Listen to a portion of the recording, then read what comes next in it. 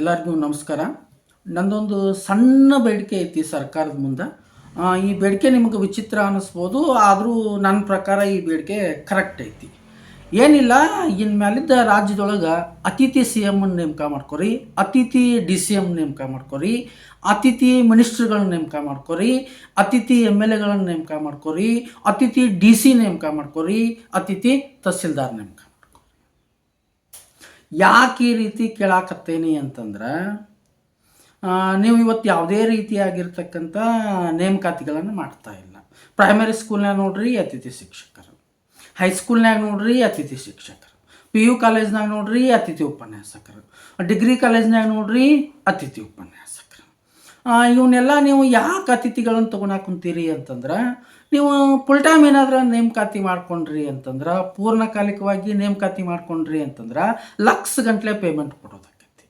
ಅದ್ರ ಬದಲು ಎಲ್ಲಿ ನೇಮಕ ಮಾಡ್ಕೋದೋ ಮಾರಾಯ, ಒಬ್ಬರ ಪಗಾರದಾಗ 10 ಮಂದಿ ದುಡಿತಾರ ಅಂತೇಳಿ ಇವನ್ನೆಲ್ಲ ಶುರು ಮಾಡಿರಲ್ಲ. ಹಂಗಾಗಿ ಇವನು ಮಾಡಿಬಿಡ್ರಲ್ಲ.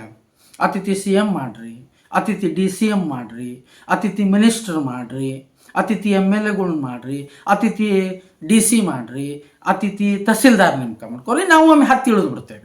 ನಾವೇನು ಹೆಬ್ಬಟ್ಟಿನ ಮಂದಿ ಏನಲ್ಲ, ಕ್ವಾಲಿಫಿಕೇಷನ್ ಅಂಕರು ರಗಡ್ ಐತಿ. ನಾವು ಒಮ್ಮೆ ಅತಿಥಿ ಸಿ ಎಮ್, ಅತಿಥಿ ಡಿ ಸಿ ಯಾಕೆ ಆಗಬಾರ್ದು ರೀ? ಇವತ್ತು ನಾನು ಭಾಳಷ್ಟು ಯಾಕೆ ಇದನ್ನು ಮಾತಾಡ್ತಾ ಇದ್ದೀನಿ ಅಂತಂದ್ರೆ, ನಂದ್ಕೊಂಡು ಮಾತಾಡ್ತಾ ಇದ್ದೀನಿ. ರಾಜ್ಯದೊಳಗಡೆ ಇರ್ತಕ್ಕಂಥ ಇವತ್ತು ಅತಿಥಿ ಶಿಕ್ಷಕರು, ಅತಿಥಿ ಉಪನ್ಯಾಸಕರು ಯಾವ ಪರಿಸ್ಥಿತಿಯೊಳಗೆ ಬದುಕ್ತಾ ಇದ್ದಾರ ಅಂತಕ್ಕಂಥದ್ದೇನು ಅಂತಂದ್ರೆ ಈ ಸರ್ಕಾರಗಳಿಗೆ ಏನು ಅಂತಂದ್ರೆ ಗೊತ್ತಿಲ್ಲ. ಗುರು ಬ್ರಹ್ಮ ಗುರು ವಿಷ್ಣು ಗುರುದೇವೋ ಮಹೇಶ್ವರ ಗುರು ಸಾಕ್ಷಾತ್ ಪರಬ್ರಹ್ಮ ತಸ್ಮೈ ಶ್ರೀ ಗುರುವೇ ನಮಃ. ಅಂದ್ರೆ ಗುರುವಿನ ಮಹಿಮೆಯನ್ನು ಯಾರು ಯಾವ ಕಾಲಕ್ಕೂ ಕೂಡ ಕಡಿಮೆ ಮಾಡಲಿಕ್ಕೆ ಸಾಧ್ಯ ಇಲ್ಲ ಅಂತಕ್ಕಂಥ ಮಾತು ಇವತ್ತೇನೈತಲ್ಲ, ಅಕ್ಷರಶಃ ಸುಳ್ಳು ಹಾಕೋಗ್ಬಿಟ್ಟೈತಿ. ಇವತ್ತು ರಾಜ್ಯದೊಳಗಡೆ ಅತಿಥಿ ಉಪನ್ಯಾಸಕರು ತಾವು ಪ್ರಾಮಾಣಿಕವಾಗಿ ಕೆಲಸ ಮಾಡಿ ಸರ್ಕಾರ ಕೊಡ್ತಕ್ಕಂಥ ಕಿಂಚಿತ್ತು ಗೌರವಧನವನ್ನು ನೆಚ್ಚಿಕೊಂಡು ಇವತ್ತು ಯಾವ ಪರಿಸ್ಥಿತಿಯೊಳಗಡೆ ಅವ್ರು ಇದ್ದಾರ ಅಂತಕ್ಕಂಥದ್ದನ್ನು ಇವತ್ತು ಯಾವ ಸರ್ಕಾರಗಳು ಸಹಿತ ಏನು ಅಂತಂದ್ರೆ ಕಣ್ತೆರೆದು ನೋಡ್ತಾ ಇಲ್ಲ. ಅವ್ರಿಗೆ ಕೊಡ್ತಕ್ಕಂಥ ಗೌರವ ಸಂಭಾವನೆ ಅಂತ ಯಾವ ಕಾಲಕ್ಕೂ ಏನು ಅಂತಂದ್ರೆ ಗೌರವಪೂರ್ವಕವಾಗಿ ಇಲ್ಲ. ಪ್ರಾಮಾಣಿಕವಾಗಿ ಸೇವೆ ಸಲ್ಲಿಸ್ತಕ್ಕಂಥ ಅವ್ರಿಗೆ ಅಟ್ಲೀಸ್ಟ್ ಅವ್ರ ಸೇವೆ ಸಲ್ಲಿಸಿದ್ದಕ್ಕೊಂದು ಸೇವಾ ಪ್ರಮಾಣ ಪತ್ರ ಸಹಿತ ಏನು ಅಂತಂದ್ರೆ ಸಿಗದೇ ಇರತಕ್ಕಂಥ ಪರಿಸ್ಥಿತಿಯೊಳಗಡೆ ಏನು ಅಂತಂದ್ರೆ ಆ ಅತಿಥಿ ಉಪನ್ಯಾಸಕರು ಇದ್ದಾರೆ. ಇವತ್ತು ಬೆಳಗಾವಿಯೊಳಗಡೆ ನಡೀತಕ್ಕಂಥ ಅಧಿವೇಶನದೊಳಗಡೆ ನಮ್ಮ ಸಂಬಳವನ್ನು ಹೆಚ್ಚಿಗೆ ಮಾಡಿರಿ, ನಮಗೆ ಸೇವಾ ಭದ್ರತೆಯನ್ನು ಕೊಡ್ರಿ, ನಮಗೆ ಇನ್ನಿತರ ಸೌಲಭ್ಯಗಳನ್ನು ಕೊಡ್ರಿ ಅಂತೇಳಿ ಆ ಅತಿಥಿ ಉಪನ್ಯಾಸಕರು ಬೀದಿಗಿಳಿದು ಏನು ಅಂತಂದ್ರೆ ಹೋರಾಟವನ್ನು ಮಾಡ್ತಕ್ಕಂಥ ಪರಿಸ್ಥಿತಿ ಇವತ್ತು ರಾಜ್ಯದೊಳಗೆ ಐತಿ ಅಂತಂದ್ರೆ ನಿಜವಾಗ್ಲೂ ಇದು ಏನು ಅಂತಂದ್ರೆ ನಾಗರಿಕ ಸಮಾಜ ತಲೆ ತಗ್ಗಿಸ್ತಕ್ಕಂಥ ಸಂಗತಿ. ಅನ್ನ ಕೊಡ್ತಕ್ಕಂಥ ರೈತ ನೇಣು ಹಾಕ್ಕೋಬಾರ್ದು, ವಿದ್ಯೆ ಕೊಡ್ತಕ್ಕಂಥ ಗುರು ಕಣ್ಣೀರು ಹಾಕಬಾರ್ದು ಅಂತಕ್ಕಂಥ ಮಾತೈತಿ. ಆದರೆ ರಾಜ್ಯದೊಳಗಡೆ ಇರತಕ್ಕಂಥ ಇವತ್ತು ಬಹುಪಾಲು ಪಿ ಯು ಕಾಲೇಜ್ ಇರ್ಬೋದು, ಡಿಗ್ರಿ ಕಾಲೇಜ್ ಇರ್ಬೋದು, ಹೈಸ್ಕೂಲ್ ಇರ್ಬೋದು, ಪ್ರೈಮರಿ ಇರ್ಬೋದು, ಇಲ್ಲಿ ಕೆಲಸ ಮಾಡ್ತಕ್ಕಂಥ ಅತಿಥಿ ಶಿಕ್ಷಕರು ಮತ್ತು ಅತಿಥಿ ಉಪನ್ಯಾಸಕರು ಏನು ಅಂತಂದ್ರೆ ಕಣ್ಣೀರೊಳಗನ ಏನು ಮಾಡ್ತಾ ಇದ್ದಾರ ಅಂತಂದ್ರೆ ಕೈ ತೊಳಿತಾ ಇದ್ದಾರೆ. ಅವ್ರಿಗೆ ಕೊಡ್ತಕ್ಕಂಥ ಗೌರವಧನೂ ಸಹಿತ ಏನು ಅಂತಂದ್ರೆ ವರ್ಷ ಪೂರ್ತಿಯಾಗಿ ಅವ್ರಿಗೆ ಕೊಡೋದಿಲ್ಲ. ಒಂದು ಶೈಕ್ಷಣಿಕ ವರ್ಷದಲ್ಲಿ ಕೇವಲ 8 ತಿಂಗಳು 9 ತಿಂಗಳು ಮಾತ್ರ ಏನು ಅಂತಂದ್ರೆ ಗೌರವಧನವನ್ನು ಇವತ್ತು ಸರ್ಕಾರಗಳ ನೀಡ್ತಾ ಇದೆ. ಇನ್ನು 3 ತಿಂಗಳು 4 ತಿಂಗಳು ಆ ಉಪನ್ಯಾಸಕರು ಆ ಶಿಕ್ಷಕರು ಜೀವನೋಪಾಯಕ್ಕೆ ಏನು ನೆಚ್ಕೋಬೇಕು ಅಂತಕ್ಕಂಥ ಪರಿವೇನು ಸಹಿತ ಇವತ್ತೇನಿಲ್ಲ ಅಂತಂದ್ರೆ ಯಾರಿಗೂ ಇಲ್ಲ. ಇವತ್ತು ಒಂದು ದೇಶದ ಭವಿಷ್ಯ ನಿರ್ಮಾಣ ಆಗ್ತಕ್ಕಂಥದ್ದು ಆಯಾ ದೇಶದ ಶಾಲಾ ಕಾಲೇಜುಗಳ ಕೊಠಡಿಗಳಲ್ಲಿ ಅಂತಕ್ಕಂಥ ಮಾತನ್ನು ಕೇಳ್ತಾ ಇದ್ದೀವಿ. ಆ ಮಕ್ಕಳ ಭವಿಷ್ಯವನ್ನು ನಿರ್ಮಾಣ ಮಾಡ್ತಕ್ಕಂಥ, ಆ ಮೂಲಕ ರಾಷ್ಟ್ರದ ಭವಿಷ್ಯವನ್ನು ನಿರ್ಮಾಣ ಮಾಡ್ತಕ್ಕಂಥ ಆ ಶಿಕ್ಷಕರು ಆ ಉಪನ್ಯಾಸಕರ ಪರಿಸ್ಥಿತಿ ಅತ್ಯಂತ ಏನು ಅಂತಂದರೆ ಹೀನಾಯವಾಗಿರ್ತಕ್ಕಂಥ ಸ್ಥಿತಿಯೊಳಗಡೆ ಅವರು ಬದುಕ್ತಕ್ಕಂಥ ಪರಿಸ್ಥಿತಿ ಇವತ್ತೇನಾಗೈತಿ ಅಂತಂದ್ರೆ ನಿರ್ಮಾಣ ಆಗಿದೆ. ನೋಡ್ರಿ, ಅವ್ರಿಗೆ ಯಾವುದೇ ರೀತಿಯಾಗಿರ್ತಕ್ಕಂಥ ಸೌಲಭ್ಯಗಳಿಲ್ಲ. ಅಟ್ಲೀಸ್ಟ್ ಅವ್ರಿಗೆ ಕೊಡ್ತಕ್ಕಂಥ ಗೌರವಧನ, ಕನಿಷ್ಠ ವೇತನನೂ ಕೂಡ ಇಲ್ಲ. ಯಾಕೆ ಇದನ್ನು ರಾಜ್ಯದೊಳಗಡೆ ಇರ್ತಕ್ಕಂಥ ಬುದ್ಧಿಜೀವಿಗಳು ಯಾಕೆ ವಿಚಾರ ಮಾಡಬಾರ್ದು? ಯಾಕೆ ಈ ರೀತಿ ಏನು ಅಂತಂದರೆ ಸರ್ಕಾರಗಳು ಅತಿಥಿ ಉಪನ್ಯಾಸಕರಿಂದ ಪ್ರಾಮಾಣಿಕವಾಗಿರ್ತಕ್ಕಂಥ ಸೇವೆಯನ್ನು ಪಡ್ಕೊಂಡು ಅವರನ್ನು ಈ ರೀತಿ ಏನು ಅಂತಂದರೆ ಗೋಳಾಡಿಸ್ತಾ ಇದ್ದಾರ ಅಂತಕ್ಕಂಥದ್ದು ಇವತ್ತಿಗೂ ಕೂಡ ಏನು ಅಂತಂದರೆ ಯಕ್ಷ ಪ್ರಶ್ನೆ. ನಮ್ಮದು ಶೈಕ್ಷಣಿಕ ವ್ಯವಸ್ಥೆ ಒಳಗನ ಏನು ಅಂತಂದ್ರೆ ಈ ರೀತಿ ಆಗಿರತಕ್ಕಂಥ ಸಮಸ್ಯೆಗಳು ಅದಾವು ಅಂತಂದ್ರೆ ಇವತ್ತು ನಮ್ಮ ದೇಶ ಎಲ್ಲಿಗೆ ಹೊಂಟೈತೆ ನೋಡ್ರಿ. ಸುಖ ಸಂಪನೆ ಎಲ್ಲೆಲ್ಲೋ ಕುಂತ್ಕೊಂಡು ಏನೇನೋ ಸೌಲಭ್ಯಗಳನ್ನು ಪಡೆದುಕೊಳ್ತಕ್ಕಂಥವ್ರು ಸಾಕಷ್ಟು ಜನ ಅದ. ಅಂಥದ್ರೊಳಗೆ ಮಕ್ಕಳಿಗೆ ಪಾಠ ಮಾಡ್ತಕ್ಕಂಥ ಆ ಶಿಕ್ಷಕರಿಗೆ ಅಟ್ಲೀಸ್ಟ್ 2 ಹೊತ್ತು ಏನು ಅಂತಂದ್ರೆ ನೆಮ್ಮದಿಯಾಗಿ ಏನು ಅಂತಂದ್ರೆ ಊಟ ಮಾಡ್ತಕ್ಕಂಥ ಪರಿಸ್ಥಿತಿನೂ ಕೂಡ ಏನು ಅಂತಂದ್ರೆ ಇಲ್ಲ.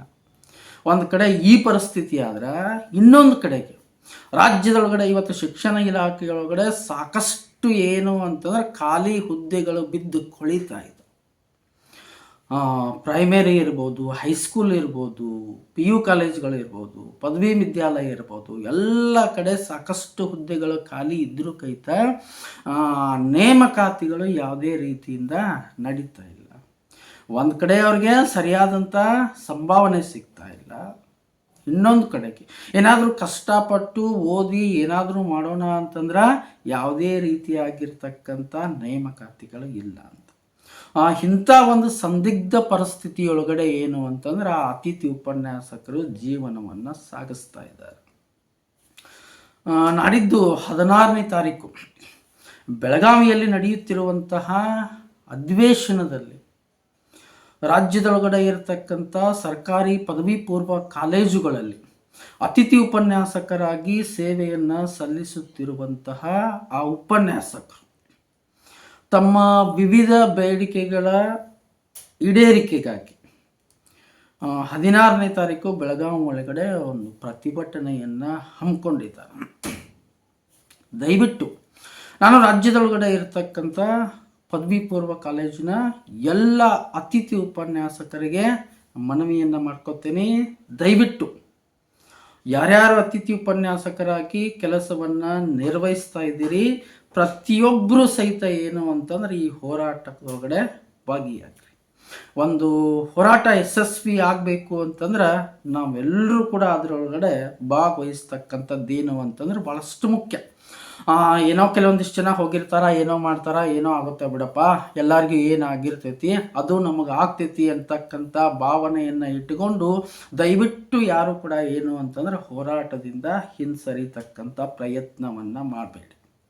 ಇದು ನಮಗಾಗಿ ನಡೆಯುತ್ತಿರುವಂಥ ಹೋರಾಟ, ನಮ್ಮ ಬೇಡಿಕೆಗಳಿಗಾಗಿ ನಡೆಯುತ್ತಿರುವಂತಹ ಹೋರಾಟ, ನಮ್ಮ ಭವಿಷ್ಯಕ್ಕಾಗಿ ಏನು ಅಂತಂದ್ರೆ ನಡೆಯುತ್ತಿರುವಂತಹ ಹೋರಾಟ.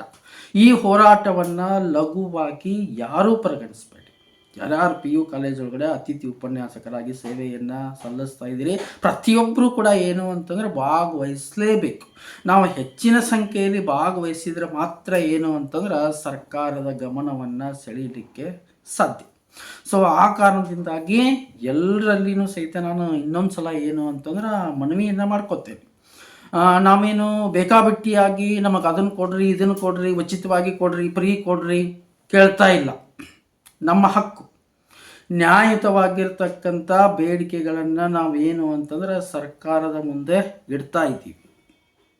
ಖಂಡಿತವಾಗ್ಲೂ ತಾವೆಲ್ಲರೂ ಕೂಡ ಏನು ಅಂತಂದ್ರೆ ಈ ಪ್ರತಿಭಟನೆಯೊಳಗಡೆ ಭಾಗವಹಿಸ್ರಿ. ಈ ಸಲದ ಪ್ರತಿಭಟನೆ ಸುಮಾರು 15-20 ವರ್ಷದಿಂದ ಏನು ಅಂತಂದ್ರೆ ಅತಿಥಿ ಉಪನ್ಯಾಸಕರಾಗಿ ಸೇವೆ ಸಲ್ಲಿಸ್ತಕ್ಕಂಥ ಅವರುಗಳ ಬೇಡಿಕೆಗಳ ಏನದಾವು ನ್ಯಾಯಯುತವಾಗಿನ ಖಂಡಿತವಾಗ್ಲೂ ಅದಾವು. ಆ ಬೇಡಿಕೆಗಳನ್ನು ಈಡೇರಿಸ್ತಕ್ಕಂಥ ನಿಟ್ಟಿನೊಳಗಡೆ ಇವತ್ತು ಸರ್ಕಾರ ಪ್ರಯತ್ನವನ್ನು ಮಾಡಲೇಬೇಕು. ಇನ್ ಕೇಸ್ ಅತಿಥಿ ಉಪನ್ಯಾಸಕರ ಬೇಡಿಕೆಗಳಿಗೆ ಸರ್ಕಾರ ಸರಿಯಾದಂಥ ರೀತಿಯೊಳಗಡೆ ಸ್ಪಂದಿಸದೆ ಹೋದರೆ ಅದರ ಮುಂದಿನ ಪರಿಣಾಮವನ್ನು ಸರ್ಕಾರ ಎದುರಿಸಬೇಕಾಗುತ್ತೆ.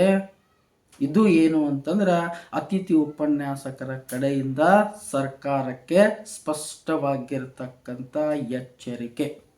ಬನ್ನಿ ಸ್ನೇಹಿತರೆ, ನಾವೆಲ್ಲರೂ ಕೂಡ 16ನೇ ತಾರೀಕು ಬೆಳಗಾವಿಯೊಳಗಡೆ ನಡೀತಕ್ಕಂಥ ಅಧಿವೇಶನದಲ್ಲಿ ನಮ್ಮ ಹೋರಾಟ ಏನಿದೆ ಪ್ರತಿಯೊಬ್ಬರೂ ಕೂಡ ಆ ಹೋರಾಟದೊಳಗಡೆ ಭಾಗಿಯಾಗೋಣ.